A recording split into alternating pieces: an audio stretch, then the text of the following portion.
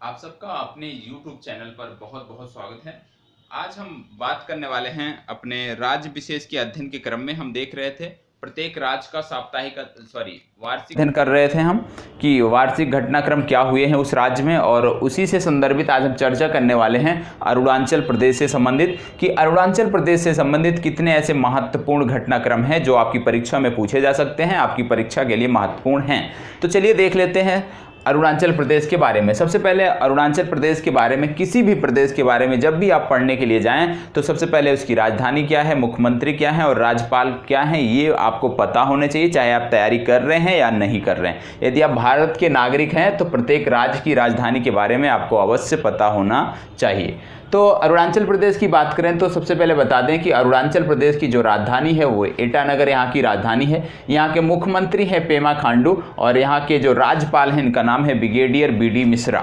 और अरुणाचल प्रदेश के बारे में बात करें जो आपकी परीक्षा में पूछे जा सकते हैं तो यहाँ के टाइगर रिजर्व और जो राष्ट्रीय उद्यान है ये अक्सर परीक्षा में पूछे जाते हैं। तो अरुणाचल प्रदेश में 4 टाइगर रिजर्व हैं जो प्रमुख हैं, जिनमें से 3 के नाम है पक्के या पखवी। पक्के या पखवी एक ही नाम है, तो पक्के या Pakhui tiger reserve, Kamlang tiger reserve, Namdapha tiger reserve. और जब नामदफा की बात आए तो आपको पता होना चाहिए कि विश्व की सर्वाधिक ऊंचाई पर स्थित टाइगर रिजर्व है नामदफा। और नामदफा में ही अभी हाल ही में मेढक की एक नई प्रजाति राइज नामक मेढक को अरुणाचल प्रदेश में खोजा गया था। इसके बाद यदि राष्ट्रीय उद्यान की बात करें तो जो बाघ अभ्यारण्य है, ये तीनों पक्के या पखवी, कामलांग, नामदफा, ये सारे राष्ट्रीय उद्यान थे। बाद में इनको टाइगर रिजर्व के रूप में बदला गया। टाइगर रिजर्व, इसमें टाइगर प्रोजेक्ट टाइगर के अंतर्गत कार्यक्रम इनमें चलाए गए जिससे ये टाइगर रिजर्व के रूप में आज स्थापित हैं। राष्ट्रीय उद्यान की बात करें तो अरुणाचल प्रदेश में जो राष्ट्रीय उद्यान प्रमुख है इसका नाम है मोलिंग राष्ट्रीय उद्यान।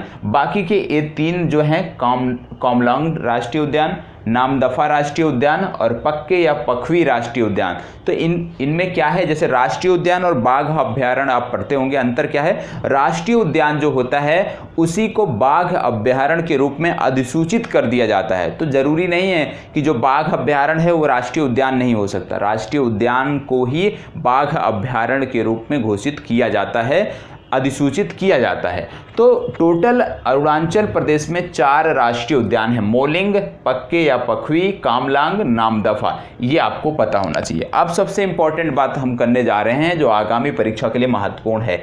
क्या है, यहाँ पे एक है सेसा ऑर्चिड सेंचुरी।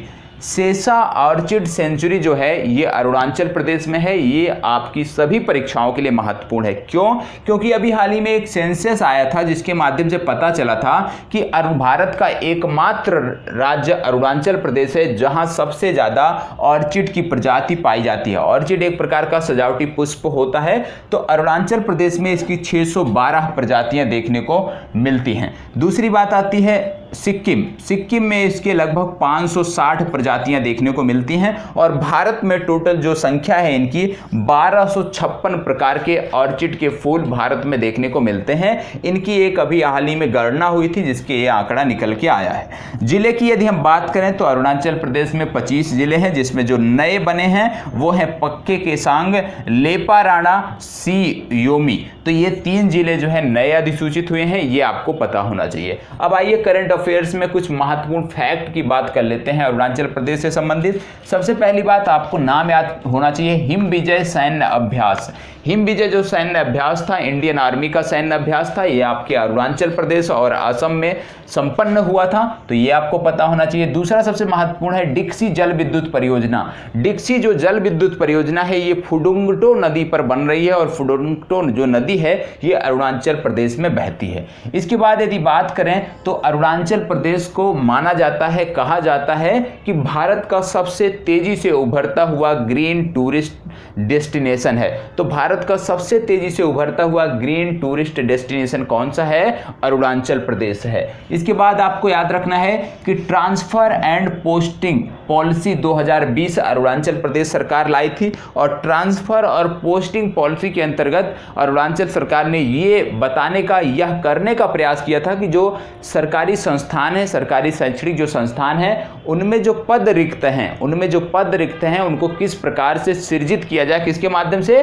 ट्रांसफर और पोस्टिंग के माध्यम से। मतलब जहां छात्रों की संख्या कम है वहां से अध्यापक का ट्रांसफर, जहां छात्रों की संख्या ज्यादा है या नहीं है वहां पर किया जाए। इसके बाद एक चीज आपको याद रखना है, परशुराम कुंड मेला अभी हाल ही में संपन्न हुआ था, ठीक है। तो परशुराम कुंड मेला कहां पे लगता है, अरुणाचल प्रदेश में लगता है।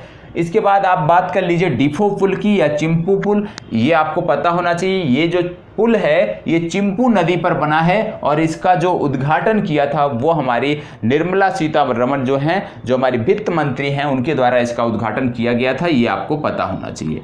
अब अरुणाचल प्रदेश के बारे में जो तीसरा सबसे महत्वपूर्ण करंट अफेयर्स है वो है पक्के पागा हार्नबिल त्यौहार, क्योंकि हार्नबिल एक पक्षी है और हार्नबिल त्यौहार प्रत्येक वर्ष वार्षिक रूप से नागालैंड में मनाया जाता है। लेकिन जो ये पक्के पागा हार्नबिल है ये अरुणाचल प्रदेश में मनाया जाता है और जो पक्के नाम आया है ये एक टाइगर रिजर्व है, पक्के नाम का एक टाइगर रिजर्व भी यहां पर है।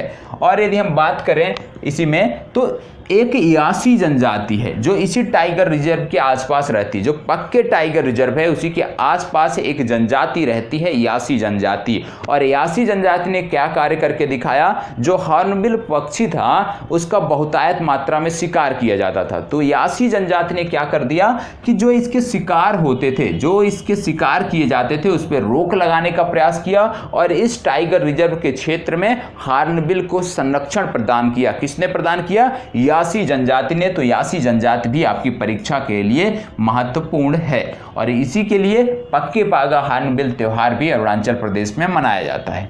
ग्रीन फील्ड एक एयरपोर्ट है जो अरुणाचल प्रदेश में बन रहा है, ये भी आपको पता होना चाहिए। बूरी बूटी त्यौहार ये अरुणाचल प्रदेश में होता है, न्यासी जनजाति का प्रमुख त्यौहार है, ये भी आपको पता होना चाहिए। तो आपने यहाँ से दो जनजातियां भी देख लिया प्रमुख, पहले ही हो गई न्यासी और दूसरी जनजाति हमारी हो गई ये जो है, इसको न्यासी या यासी एक ही है। तो न्यासी जो जनजाति है ये आपकी परीक्षा में पूछी जा सकती है, इसके लिए आपको तैयार रहना होगा। नाम देखिए पूछा जा सकता है कि न्यासी जनजाति किस राज्य से संदर्भित है। अगली बात आती है एरी फार्मिंग परियोजना। एरी फार्मिंग जो परियोजना थी ये अरुणाचल प्रदेश राज्य सरकार ने शुरू किया था। किसके लिए शुरू किया था, रेशम किसानों की मदद के लिए एरी फार्मिंग परियोजना को अरुणाचल प्रदेश सरकार ने शुरू किया था। और जब बात आती है फार्मिंग की, कृषि की बात आती है तो आपको बता दूं कि अरुणाचल प्रदेश में एक प्रकार का जो कीड़ा है इसको बोलते हैं फॉल आर्मी वार्म कीट।